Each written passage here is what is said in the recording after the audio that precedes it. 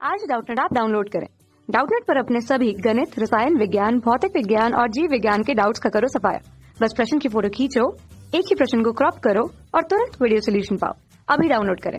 Hello दोस्तों, हमारा प्रश्न है दोनों सिरों पर खुले पाइप में तरंग की विभिन्न विधाओं का वर्णन कीजिए तथा सिद्ध कीजिए कि इसमें सम और विषम दोनों प्रकार के सनादि उत्पन्न किए जा सकते हैं। ठीक है, तो देखिए यहाँ पे ये एक आर्गन नालिका हमने ली है, ठीक है, जिसकी लंबाई क्या है, एल है, ठीक है, और यह समान आर्गन नालिका है। इसके लिए हम अलग अलग विधा देखते हैं कि किस प्रकार से सनादि उत्पन्न होती है। ठीक है, तो चूंकि जो दोनों सिरे पे खुले आर्गन नालिका होती है, जब हम इसमें एफ आवृत्ति की ध्वनि स्रोत से एफ आवृत्ति की ध्वनि देते हैं, ठीक है, तो क्या होता है कि इसके सिरे से एक तो ये जाती है तरंगे, ठीक है, फिर यहाँ पे ये पहुंच के पुनः परावर्तित होती है। ठीक है, तो परावर्तन के फलस्वरूप क्या होता है कि जो तरंग होती है उनमें क्या होता है कि पाई का परिवर्तन आ जाता है। उसके कालांतर में क्या होता है, पाई का परिवर्तन होता है, जिसके कारण संपीड़न जो होती है वह विरलन बन के और विरलन संपीड़न बन के लौटती है और दोनों के अध्यारोपण से क्या बनता है, अप्रगामी तरंग का निर्माण होता है। ठीक है, और हम जानते हैं कि अप्रगामी तरंग में निस्पंद और प्रस्पंद बनते हैं। निस्पंद क्या होता है कि जहाँ पे कणों का आयाम शून्य होता है, और प्रस्पंद क्या होता है कि जहाँ पे कणों का आयाम अधिकतम होता है। ठीक है,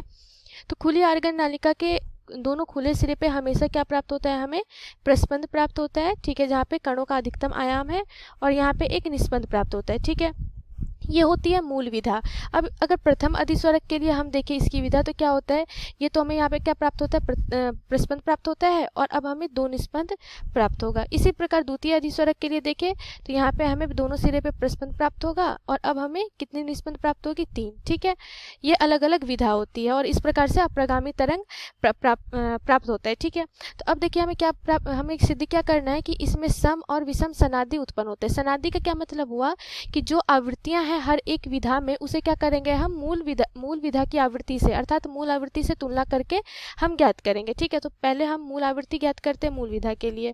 तो चूंकि हम जानते हैं कि एक निस्पंद से एक प्रस्पंद की जो बीच की दूरी होती है वो क्या होती है, λ/4 होती है। ठीक है, ये भी कितना होगी, λ/4। ठीक, तो यहाँ से L बराबर हम लिख सकते हैं λ/4 जोड़ λ/4। ठीक है, तो L बराबर क्या हो जाएगा, 2 λ/4, ये हो गया λ/2।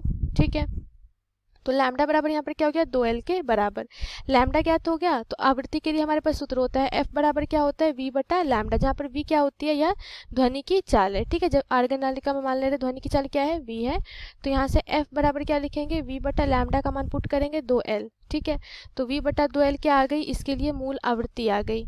ठीक, अब इसी प्रकार हम क्या करेंगे, प्रथम अधिस्वरक के लिए ज्ञात करते हैं। तो यहाँ पे ये दूरी क्या हो जाएगी, एक प्रस्पंद से एक निस्पंद के बीच की दूरी λ/4 हो गई, और दो क्रमागत निस्पंद या दो क्रमागत प्रस्पंद के बीच की दूरी λ/2 होती है। ठीक है, ये λ/2 और ये λ/4। ठीक, तो यहाँ से L बराबर क्या लिखेंगे, λ/4 जोड़ λ/2 जोड़ λ/4। ठीक है, इसे हल करेंगे तो L बराबर क्या हो जाएगा, एलसीएम लेते हैं 4 लैम्डा जोड़ 2 लैम्डा जोड़ लैम्डा, ये कितना हो गया, 4 λ/4 के बराबर। ठीक है, तो L बराबर क्या हो जाएगा यहाँ से, लैम्डा। ठीक, तो यहाँ से आवृत्ति F1 निकालते हैं। ठीक है, तो F1 बराबर क्या हो जाएगा, यहाँ से V/λ, V का मान तो V रहेगा और लैम्डा का मान कितना हो गया, L। तो इसके लिए प्रथम अधिस्वरक के लिए जो आवृत्ति आ गई, कितनी आ गई, V/L के बराबर। ठीक है, अब निकालते हैं हम द्वितीय अधिस्वरक के लिए। तो द्वितीय अधिस्वरक के लिए फिर से ये दूरी हम लिखेंगे, ये हो जाएगा λ/4, ये हो गया λ/2, फिर से ये हो गया λ/2 और ये हो गया λ/4।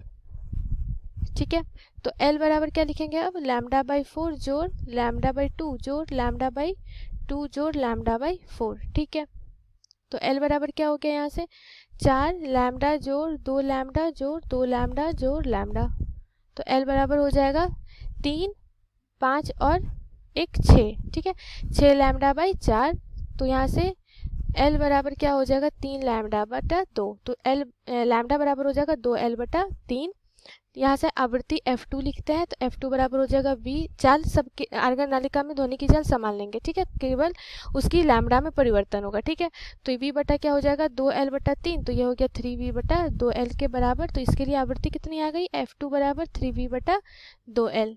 ठीक है, अब देखिए अलग अलग अधिस्वरक के लिए हमने आवृत्तियां निकाली। अब सनादि किस प्रकार से उत्पन्न हो रही है, ये दोनों आवृत्तियों को क्या करते हैं, मूल आवृत्ति से तुलना करते हैं। अब देखिए जैसा कि हमने द्वितीय अधिस्वरक के लिए निकाला, इसी तरह हम क्या करेंगे, तृतीय अधिस्वरक के लिए भी निकाल सकते हैं। वहाँ पे निस्पंदों की संख्या क्या हो जाएगी, 4 हो जाएगी। और इसी प्रकार से एल कैलकुलेट करके फिर आवृत्ति हम कैलकुलेट करेंगे। तो यहाँ पे देखिए अब हम इसके लिए सनादि देखते हैं। तो हमारा मूल आवृत्ति क्या था, v/2l। तो इसे अगर हम 2 से गुणा और 2 से भाग कर दे तो ये क्या हो जाएगा, F1 परिवर्तित हो जाएगा किसमें, 2v/2l के बराबर। ठीक है, और v/2l जो है वह f के बराबर है। ठीक है, तो यहाँ से हम लिख सकते हैं कि F1 बराबर 2f के बराबर। ठीक है, और यहाँ पे देखिए v/2l को फिर से हम क्या पुट कर दे रहे हैं, f। तो f2 बराबर हम क्या लिख सकते हैं, 3f के बराबर। दोनों में देखिए ये क्या हो रही है, अगर हम तुलना करें तो ये सम है। ठीक है, सम सनादि है, और ये क्या है, विषम है। ठीक है, तो यहाँ से सिद्ध होता है कि जो खुली आर्गन नालिका होती है उसमें सम और विषम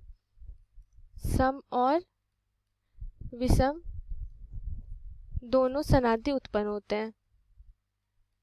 दोनों सनादि उत्पन्न होते हैं।